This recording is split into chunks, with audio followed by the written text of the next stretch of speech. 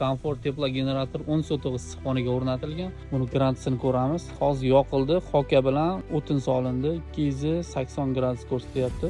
5 daqiqada issiqlik chiqarib beradi. Issiqxonaning ichini ham ko'rsatib o'tamiz. Komfort teplo generatordan kirib kelyapti. Issiqxonaning ichiga mashq holatda montaj bo'lyapti. Katta attentionniy turba glavnisi uzunasiga yuzli turbadan montaj bo'lyapti. Buni gradusini ko'ramiz. 250-260 gradus issiqlik 5 daqiqada kirib kelyapti.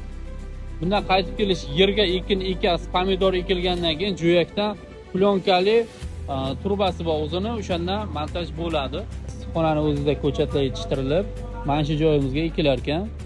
Bu joyimizga komfort teplo generator o'rnatilgan va mana montajlarni ko'rishingiz mumkin. Zaslonkalar qo'yilgan, har bir qatoriga 3 qator qo'yilgan. 10 sotuq issiqxonaga 3 qatorli yuzlik turba.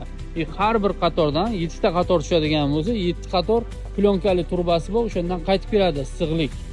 Bu ko'chatning tagidan yaxshi rivojlanish uchun issiqlik bilan ta'minlab turadi.